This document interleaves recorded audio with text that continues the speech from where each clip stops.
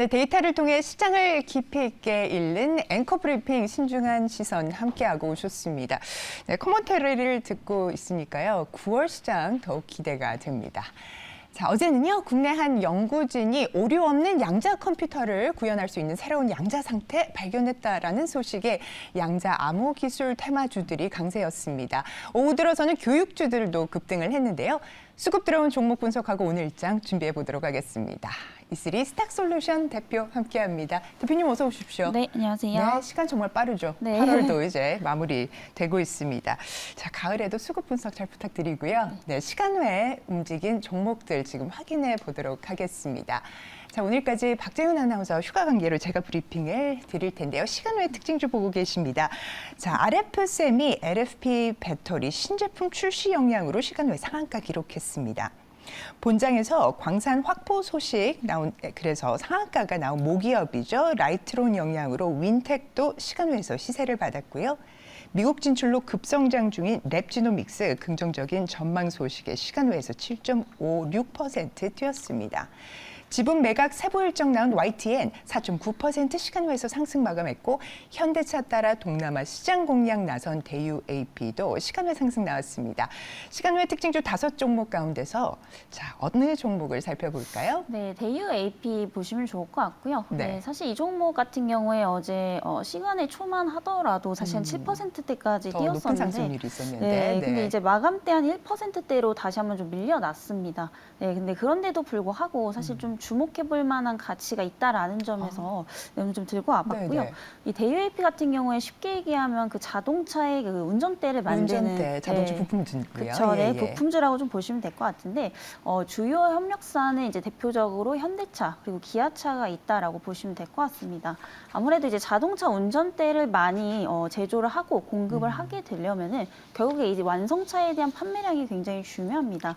네, 그런데 최근에 이제 현대차 그리고 기아차에 대한 대내외적으로 판매량이 계속해서 좀 늘어나고 있기 때문에 이런 동사의 어떠한 수주 잔고에도 굉장히 좀 긍정적인 영향을 주고 있다라고 좀 보시면 될 것 같고요. 그리고 최근에 이제 2023년 상반기 때를 좀 보시게 되면은 사실 완성차 업체 중심으로 수급이 굉장히 좀 크게 들어왔었습니다. 네. 근데 최근에는 이제 고점에서 좀 눌리고 있고 이러한 수급들이 하반기부터는 부품주들 쪽으로 다시 한번 옮겨갈 가능성도 상당히 좀 높다라고 보기 때문에 네네. 이런 측면에서 봤을 때 굉장히 좀 긍정적으로 보셔도 좋을 것 같고요. 그리고 최근에 이제 현기차에 대한 의존도를 좀 많이 줄여가고 있습니다. 그동안은 이제 이 매출 비중이 사실 현기차에 대한 의존도가 상당히 높았다라고 한다면은 최근에는 이제 글로벌 OEM 향 수주가 계속해서 좀 늘어나고 있기 때문에 그만큼 이 매출처를 좀 다변화하고 있다라고 좀 보시면 될 것 같고요. 이런 부분들이 앞으로 좀 중장기적 외형 성장을 이끌 것으로 좀 보이고 있습니다. 그런데 지금 주가는 오히려 좀 반대로 가고 있기 때문에 그만큼 굉장히 좀 저평가되어 있다라고 볼 수 있겠고요. 단순히 기대감만이 아니라 사실상 실적도 굉장히 좀 좋아지고 있는 상황입니다. 작년 실적만 보더라도 사실 20년, 21년도랑 대비했을 때 영업이익이 지금 2배 가까이나 증가를 했고요.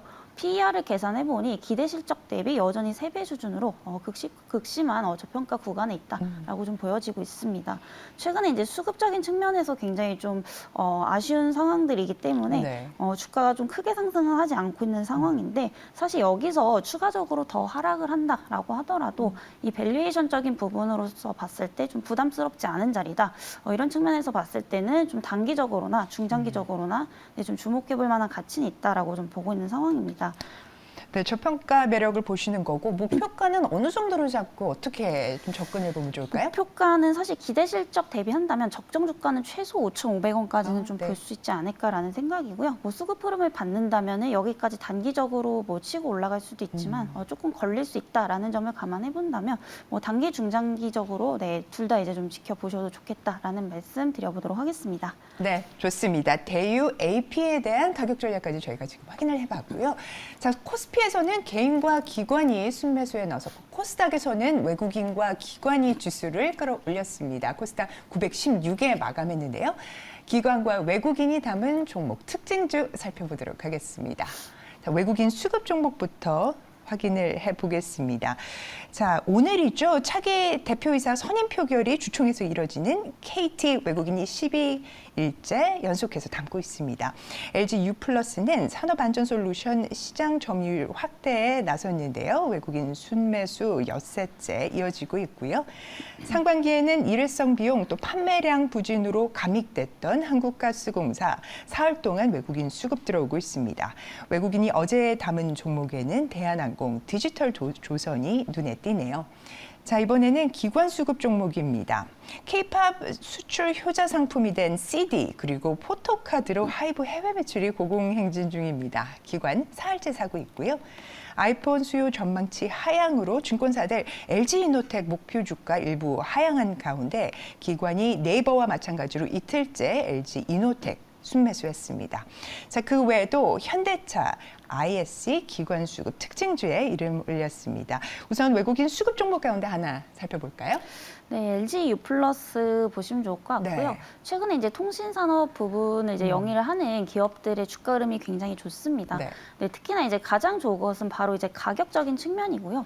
결국에 사실 아무리 좋은 종목이다라고 할지라도 고평가가 되어 있다면 신규 매수 관점에서는 좀 부담스러울 수밖에 없는데 사실 LG U+ 같은 경우에는 이제서야 좀 바닥권에서 올라오고 있는 상황이고요. 최근에는 이제 좀 악재를 어느 정도 좀 해소를 했습니다. 네, 이에 따라서 지금 외국인들의 또 매수세가 3일 연속 좀 지속이 되고 있다라고 좀 보시면 될 것 같고요. LG U+ 같은 경우에는 더 이상 통신 산업이 아니라 하나의 이제 플랫폼 산업으로 좀 보시면 될 것 같습니다. 이에 따라서 좀 밸류에이션 재평가 시기이다 이렇게 좀 보시면 될 것 같고요. 최근에 이제 2분기 실적도 굉장히 좀 양호하게 나왔었죠. 그래서 영업이익 같은 경우에는 전년 대비 한 13% 가량 또 증가를 하게 되면서 이런 실적 부분에 있어서도 기대치에 좀 막 부합하다 이렇게 좀 볼 수가 있겠습니다. 그래서 이 원인을 봤더니 사실 이 5G 가입자 수가 가파르게 좀 회복을 하고 있다라는 건데요. 네. 사실 그 작년까지만 해도 이 5G 가입자 수 회복세가 굉장히 좀 더딘 편이었죠. 네, 올해 상반기까지만 보더라도 가입자 수가 무려 지금 675만 명까지 늘어나게 되면서 한 전분기 대비해서 30만 명 이상 또 증가를 하게 됐고요. 이런 부분에 있어서 이 주축 사업인 통신 산업의 어떤 외형 성장을 좀 이끌고 있다라고 좀 보시면 될 것 같습니다. 그리고 단순히 이제 통신업에 그치는 게 아니라 뭐 하나의 이런 플랫폼 산업으로 또 발전 중에 있다라고 보시면 될 것 같은데요. 최근에 이제 뭐 스마트폰으로 뭐 공기청정기라든지 뭐 제습기라든지 이런 가전 제품들을 또 통제를 할 수 있죠. 네, 그래서 이게 이제 스마트홈 서비스라고 부르는데 이거 역시도 최근에 서비스 가입자 수가 계속해서 좀 늘어나고 있습니다. 지금 매달 계속해서 좀 우상향을 하고 있기 때문에 이런 부분들도 실적에 있어서 좀 받쳐줄 것으로 예상이 되고 있고요. 이에 따라서 이제 2분기 실적뿐만이 아니라 전체적인 어떠한 매출의 영업이익을 봐야 되는데 전년 대비해서도 두 부분에서 모두 이제 소폭 성장을 할 것으로 보이고 있기 때문에 중장기적으로 어떤 실적에 대한 모멘텀 계속해서 좀 가져가 볼 수 있겠다라는 좀 말씀드려보도록 하겠고요. 그리고 최근에 이제 U+ 3.0으로 또 이제 전환을 하고 있는 상황입니다. 그래서 이제 플랫폼 쪽으로 이제 굉장히 좀 다변화를 하고 있는데 통신 산업뿐만이 아니라 뭐 미디어라든지 그리고 엔터 쪽으로도 계속해서 신사업을 확장을 하고 있다라는 점에서 앞으로 이제 밸류에이션 가치는 점진적으로 좀 높아질 수밖에 없다라는 점에서 주목을 해보시면 좋을 것 같습니다. 네, 통신 사업 쪽에서도 5G 가입자 수가 회복되고 있다라는 투자 포인트를 말씀을 주셨고 특히나 비통신 사업 분야에서 신사업 확장, 뭐 미디어, 엔터의 부분 말씀을 해주셨습니다. 밸류에이션 리레이팅 관점에서 자 차트를 보면 고개를 지금 본격적으로 들기 시작했다 이렇게 봐도 될까요? 네, 그렇죠. 왜냐하면 지금 9,710원대가 저가에서 이제 최근에 이제 최저가 수준인데 네. 사실상 뭐 주식의 정답은 없기 때문에 이 이상 더 하락을 할 수도 있겠지만 지금 가치적인 부분에서 봤을 때 사실 상승할 확률이 훨씬 더 높은 자리다 이렇게 네. 좀 보고 있는 상황이고요. 이에 따라서 좀 중장기적으로 본다면 12,500원대까지 좀 보셔도 되지 않을까라는 좀 생각입니다. 그리고 손절가는 이제 전저점 부근인 9,800원 이하대까지 좀 제시를 드려보도록 하겠습니다. 네, LG U+ 목표가 12,500원으로 제시된 점 확인해 보실 수 있습니다. 자, 이어서요. 기관 특징주 종목 중에서는 어떤 종목을 살펴볼까요? 네, 기관 특징주 중에서는 이제 현대차 보시면 좋을 것 같고요. 아, 네네. 네, 현대차 오늘 자동차 저희가 아까 앞에서는 대유 A 플러스 AP를 봤고요. 이제는 현대차 설명을 좀 해주시죠. 네, 일단은 현대차 같은 경우에 이제 국내 대표적인 이런 완성차 업체이죠. 그리고 이제 뉴스 많이 보신 분들은 아시겠지만 뭐 사실 작년부터 계속해서 분기마다 이런 실적이 굉장히 좀 좋게 나오고 있습니다. 그리고 시장 예상치보다 항상 상회하는 이런 어떤 결과들을 좀 보여주고 있고요. 그런데 비해서 여전히 가격은 굉장히 좀 저렴하다라는 겁니다. 그래서 최근에 사실 이제 다시 한번 또 2차 전지 관련주들이 좀 꿈틀대면서 이런 완성차 업체들의 수급이 다시 한번 좀 2차 전지 쪽으로 옮겨가면서 상대적으로 좀 주목을 많이 못 받았었는데 그에 따라서 지금 고점 대비 굉장히 좀 많이 하락을 하고 있습니다. 네, 그렇기 때문에 오히려 좀 저가 매수의 기회가 아닌가라는 생각이고요. 워낙에 지금 현대차 같은 경우에는 국내뿐만이 아니라 특히 북미 시장에서 굉장히 잘 팔리고 있습니다. 그래서 이런 부분들이 판매량 증가로 이어지고 있고 또한 이제 판매 가격 또한 굉장히 좀 크게 올라가고 있는 상황인데 최근에 이제 상반기 한 22,000달러까지 경신을 하게 되면서 역대 최고치를 또 갱신을 한 상황이고요. 특히나 이제 SUV 중심으로 마진율이 굉장히 높은 이런 고부가 중심의 차량 위주로서 판매량이 계속해서 좀 늘어나고 있다라는 점에서 긍정적으로 좀 보시면 좋을 것 같고요. 그럼에도 불구하고 최근에는 뭐 이게 피크아웃이 아니냐라는 우려감들도 지금 계속해서 좀 나오고 있는 상황인데 사실 실적과 주가의 어떤 디커플링 현상이 좀 발생을 하고 있습니다. 네. 실적은 계속해서 좋아지고 있는데 주가는 하락을 하고 있다라는 것은 그만큼 이제 저평가되어 있다라고 좀 보시면 좋을 것 같고요. 일단 분기 영업이익이 항상 시장이 예상하는 이제 그 수치보다 훨씬 더 높게 나오고 있죠. 그렇기 때문에 충분히 좀 저가 매수의 기회가 될 수 있다라고 좀 보여지고 있고요. 그리고 차트가 쭉 지금 우상향을 해왔다가 현재 고점 대비 눌리는 구간인데 사실 이 기업이 고평가냐 아니냐 이런 부분들을 보실 때는 단순히 뭐 차트상의 상승 하락을 좀 보실 게 아니라 결국에 기대 실적 대비해서 적정 가치 있느냐 이런 부분들을 좀 보셔야 되는데 현대차 같은 경우에는 이런 부분들을 봤을 때 내년 기대 실적 대비해서도 여전히 좀 추가 상승 여력은 충분히 남아 있다라고 판단이 되고 있는 상황이고요. 특히나 이제 21년도 이후에 재고 감소가 좀 지속이 되고 있습니다. 19년도, 20년도에 이제 코로나가 좀 발생을 하게 되면서 소비 심리가 굉장히 많이 죽어 있었죠. 그렇다 보니까 이 자동차 재고에 대한 부분들도 계속해서 좀 많이 남아 있었는데 이런 부분들이 21년부터 점진적으로 좀 줄어들고 있습니다. 그래서 결국에 재고가 줄어든다라는 것은 판매량 증가로 좀 이어지고 있다라는 거기 때문에 이런 부분들이 어떤 실적 모멘텀으로 계속해서 좀 이어질 가능성이 높다라고 좀 보시면 될 것 같습니다. 네. 좋습니다. 자, 현대차 가격 접근은 어떻게 보면 좋을까요? 네, 우선 어제 18만 6,700원대에 마감이 됐는데요. 네. 18만 7천 원 이하대에서는 뭐 분할 매수 구간 가능하다 이렇게 좀 말씀을 드리도록 하겠습니다. 그리고 목표가는 우선은 전고점 돌파 여부를 좀 지켜보셔야 되기 때문에 21만 원대까지 제시를 드려보도록 하겠습니다. 네, 현대차 가격 전략 확인을 하셨습니다. 자, 사모펀드 운용사들의 장바구니에는 어떤 종목 새롭게 담겼을지 특징주 확인해 보도록 하겠습니다. 자, 사모펀드에 담긴 특징주 5종목 보고 계십니다. 글로벌 걸그룹 만든다는 소식 알린 하이브 어제 정규장에서 2.66% 올랐습니다. 삼천당 제약, 캐나다 아포텍스와 홍반 변성 치료제 아일리아 바이오시밀러의 캐나다 지역 독점 판매권 또 공급 계약 체결 소식 전해왔었죠. 어제장에서도 7% 넘게 뛰었네요. 자, 그리고 3분기 흑자 전환 기대되고 있는 대한유와 실리콘 사업 부진으로 2분기 실적 주춤했던 KCC, 마지막으로 저평가된 방산주로 최근 목표가 상향 나온 LIG 넥스원까지 어제 사모펀드 수급 들어왔습니다. 자, 어떤 종목을 한번 함께 살펴보면 좋을까요, 대표님? 네, 하이브 보시면 좋을 것 같고요. 네. 네, 최근에 이 종목도 이제 눌렸다가 좀 다시 올라오고 있는 상황이죠. 그래서 최근에 이제 좀 중요하다라고 저는 보는 것이 무조건 좀 실적이라고 보고 네. 있습니다.